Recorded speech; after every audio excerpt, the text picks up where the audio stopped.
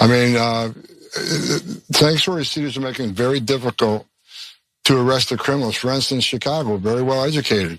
They've been educated how to defy ICE, how to hide from ICE. And I've seen many pamphlets from many NGOs. Here's how you escape ICE from arresting you. Here's what you need to do. They call it know your rights. I call it how to escape arrest. There's a warrant for your arrest, and they tell you how to hide from ICE. No, don't open your door. Don't answer questions. Okay, you can call it know your rights all you want, but there's an order for their removal. They've been ordered removed by a federal judge after due process at great taxpayer expense.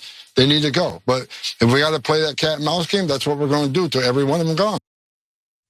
Okay, it's weird that I agree with Tom Homan there, but yeah, they can call it know your rights. You know why? Because it's their rights. If it wasn't their rights, then it wouldn't work. You'd try to do it, and then the cops or ICE or whatever, the military, whatever you're setting in Chicago would be like, no, that doesn't actually work. You read that online, but that's not true. The issue for Homan is that these are people's rights, okay? Now, he pitches it in the same dishonest way all of these right-wingers will, which is, you should imagine that every one of these people are murderers. And so you shouldn't care about the fact that they're exercising the same rights that you should be proud that you have as an individual. But of course, the vast majority, 9.9 out of 10, are just regular people. And the thing he's mad about is that they know their rights. I think in this time, it's more important perhaps than ever before that we all know our rights, especially considering that US citizens, including veterans, are being stopped and detained by ICE in these raids. So it shouldn't just be people who are here undocumented who are learning what their rights are. Every one of us should know it, because you don't know if you might get caught up in one of these dragnets. Now here he appears to be referring to a campaign called Know Your Rights that's launched by Chicago Mayor Brandon Johnson that encourages citizens whose homes are visited by immigration agents not to open the door unless presented with a warrant signed by a judge. And again, if it wasn't a right, it wouldn't work. That's the thing he's so mad about. But that doesn't mean that they aren't getting some people, either people who've actually committed a crime or people who unfortunately didn't know their rights when they needed to. And so on Twitter, they're doing daily updates of how many arrests they've made. Now, they're going to hope that you fill in the gaps and think, oh, all of them are violent criminals. But as you'll see, that's not true at all. So ICE had arrested a total of almost 1,200 people on Sunday. But just 613 of those arrests, nearly 52%, were considered criminal arrests. The rest appear to be non-violent offenders or people who have not committed any criminal offense other than crossing the border illegally. And look, that already sounds bad for them if they're pitching it as we're gonna get the criminals. On the first weekend, it was 52%. Now, presumably, they had a list of the worst criminals, right? And right off the bat, you're gonna go for them. What do you think that's gonna look like on a week 2? Or 3, or 7, or 24, because they need to keep updating that Twitter post. They need to keep implying that they found all of these criminals. But even on week 1, it's barely the majority. The rest are regular people who might have been living in America, contributing to America, to our economy, to our culture, to our society for years or perhaps decades. They're now being shipped out so that Donald Trump and Tom Homan can have a slightly higher number on a tweet. The human suffering and cruelty for clicks, for retweets.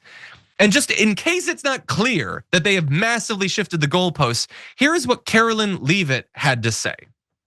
Is the president still focused exclusively, which is a civil crime, it's not criminal. It's a federal crime. So I'm asking though, he said he was going to focus on those violent offenders first. So is violent offenders no longer the predicate for these people to be deported? The president has said countless times on the campaign trail, I've been with him at the rallies, I know you've been there covering them too, Peter, that he is focused on launching the largest mass deportation operation in American history of illegal criminals. And if you are an individual, a foreign national who illegally enters the United States of America, you are by definition a criminal. And so therefore you are subject to deportation. So there it is. Don't listen to anyone who says it's just violent people. She just said, no, we're gonna consider anyone who's here without documentation to be a criminal. So when we say criminals, we mean literally anyone. Also, that's not by definition the case. They're not criminals in that way. It's a civil violation. That's what they've committed. Now, she doesn't want to say we're doing the biggest mass deportation of civil violators ever, because that doesn't sound very cool. She wants to pretend that they're criminals, but no, even in week 1, they could barely find enough people to make for a cool social media post. And going forward, they're just gonna be snatching up regular people, workers, farm workers, construction workers, students, kids. That's what they're gonna be doing, and it's already clear. Any final thoughts, Sharon? Based on the answer she just gave, I want to go back to what you said a couple minutes ago. At age 18, I think she was indoctrinated and did want to work and destroy any credibility she had left for Donald Trump. She's doing a brilliant job of it.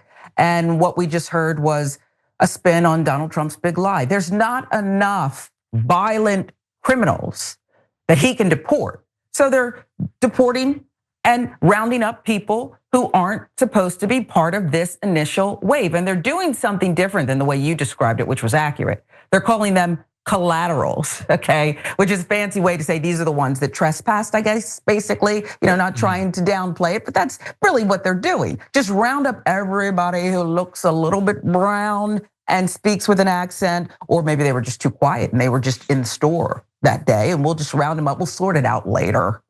Yeah. Or maybe not at all. I mean, we see the chaos. They sign these orders and they have no idea. Missing their parents. 100%. Yeah, and by the way, and people, Iwa Weeman is talking about in the chat right now, and spend a massive amount of money doing all of this. Every one of those planes is the better part of $1 million that we spent mainly to harm ourselves, okay? To break up families, to harm communities, to hurt our economy. $1 million a pop to shoot ourselves in the foot. Members make a difference here at TYT. You help make the show happen, and we see you in the chat with your loyalty badge. Click the join button to become a member today.